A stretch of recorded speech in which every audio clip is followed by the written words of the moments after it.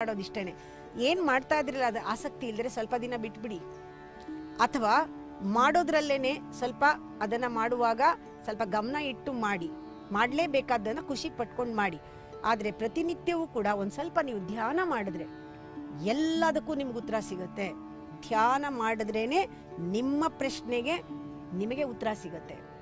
ಎಷ್ಟೋ ಜನ with lot of authentic questions ಬಂದಿರ್ತಾರೆ ಪ್ರಶ್ನೆ ಕೇಳಬೇಕು ಅಂತ ಲಿಸ್ಟ್ ಹಾಕೊಂಡು.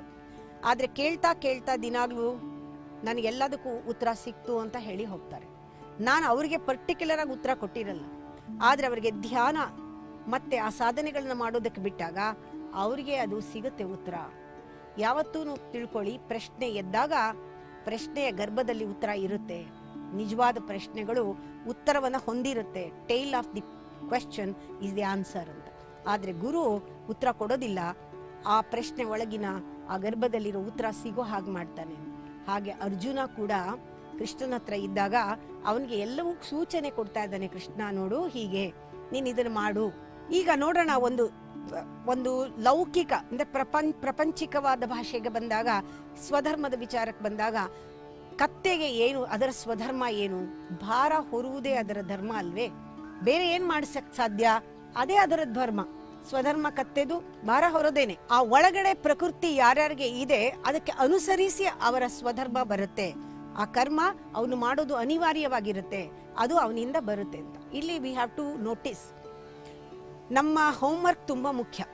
ಯಾಕೆಂದ್ರೆ ನಾವು ಸ್ವಧರ್ಮ ಅಲ್ಲದನ್ನ ತಿಳ್ಕೊಂಡ್ರು ಕೂಡ ಸ್ವಧರ್ಮ ಯಾವುದು ಅಂತ ಗೊತ್ತಾಗುತ್ತೆ. ಇಟ್ಸ್ ಒಂದು ಟ್ರಿಕ್ ಕಲಿಯೋದಕ್ಕೆ.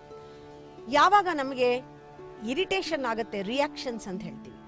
Reaction is a word always opposite to response.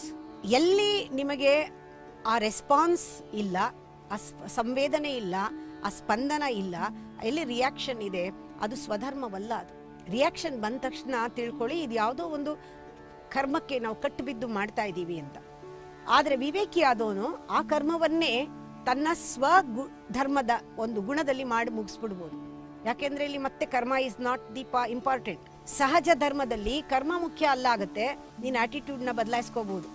ಹಾಗೆ ಕರ್ಮದಲ್ಲೂ ಕೂಡ ಮಾಡ್ತಾ ಇರುವಾಗ ಇರಿಟೇಷನ್ ಆದ್ರೆ, ನೀವು ಅದು ರಿಯಾಕ್ಷನ್ ಆದ್ರೆ, ಅದು ಪ್ರತಿಭಟನೆ ಆದ್ರೆ, ನಿಮ್ಮಲ್ಲಿ ತಕ್ಷಣ ಈ ಕರ್ಮ ನನಗೆ ನನ್ನ ಕರ್ಮದಿಂದ ಬಂದಿದೆ, ಇದು ಒಳಗಿಂದ ಬಂದಿರೋದಲ್ಲ, ಆದ್ರೂ ಕೂಡ ನನಗಿದು ಮಾಡಲೇಬೇಕಾಗಿರೋದ್ರಿಂದ ಇದನ್ನ ಬಿಡಿಸ್ಕೊಳ್ಳಕ್ಕೆ ನನ್ನ ಮನೋಧರ್ಮದಲ್ಲಿ, ವಿವೇಕದಲ್ಲಿ ನಾನು ಬದಲಾವಣೆ ಮಾಡ್ಕೊಳ್ತೀನಿ ಅಂತ ನಿಮ್ಮಲ್ಲಿ ಕೂಡ ಅದನ್ನ ಸ್ವಧರ್ಮದ ಒಂದು ಆ ಸ್ಪಂದನದಿಂದ ಮಾಡಿ ಆ ಕರ್ಮಕ್ಕೇನೆ ಬಿಡುಗಡೆ ಮಾಡಬಹುದು, ಕರ್ಮವನ್ನ ಬಿಡುಗಡೆ ಮಾಡ್ಕೊಳ್ಬಹುದು. ನೀವು ನೋಡ್ತಾ ಇದ್ದೀರಾ ಸುವರ್ಣ.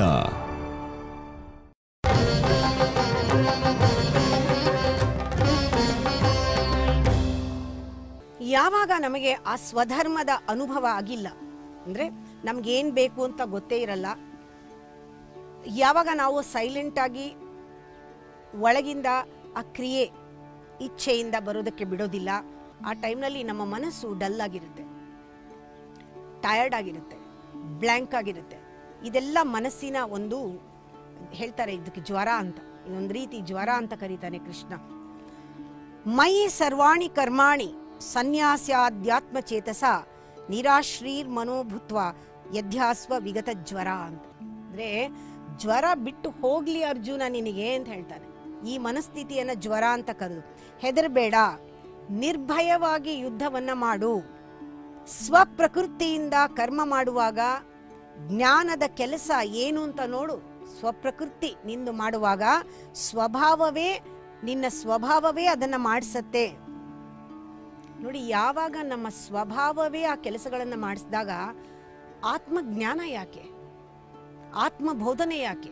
ನಿನ್ನ ಸ್ವಭಾವವೇ ಆ ಕೆಲಸ ಮಾಡಿಸ್ತಾ ಇದ್ದಾಗ, ನಿನಗೆ ಬಂಧನವೇ ಇಲ್ಲದೆ ಇದ್ದಾಗ, ನಿನ್ನ ಆನಂದ ಉಕ್ಕಿ ಹರಿತಾ ಇದ್ದಾಗ, ನಿನ್ನ ಆನಂದದ ಒಂದು ಪ್ರತೀಕವಾಗಿ ಕೆಲಸ ಬರ್ತಾ ಇದ್ದಾಗ ಎಲ್ಲ ಮಾಡ್ತಾ ಇಂಥವ್ರಿಗೆ ಆತ್ಮಜ್ಞಾನ ಯಾಕೆ? ನೋಡಿ ಎಷ್ಟು ಚೆನ್ನಾಗಿದೆ.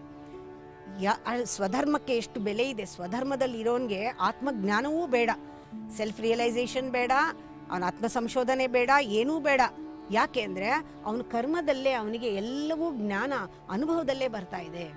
ಯಾವಾಗ ಸ್ವಭಾವವೇ ನಿನಗೆ ಕರ್ಮ ಮಾಡಿಸ್ತಾ ಇದ್ದಾಗ ಆತ್ಮಜ್ಞಾನ ಯಾಕೆ ಬೇಕು ನಿನಗೆ? ಆ ಸ್ವಭಾವದಿಂದ ಕರ್ಮಗಳು ಬರ್ತಾ ಇದ್ದಾಗ ಎಂಥ ಅನುಭವಗಳನ್ನು ಕೊಡುತ್ತೆ, ಪರಮಾತ್ಮನ ಅನುಭವ ಆಗುತ್ತೆ, ಆನಂದದ ಅನುಭವ ಆಗುತ್ತೆ. ಯಾಕೆ ಮಾಡ್ತಾ ಇದೀಯಾ ಅಂದಾಗ you have to do it is eternal job. ಇದು ಪರಮಾತ್ಮನ ಕೆಲಸ, ನಂದಲ್ಲ. ಅಷ್ಟು ಉತ್ಸಾಹ ಪರಮಾತ್ಮನ ಕೆಲಸ ಅಂದ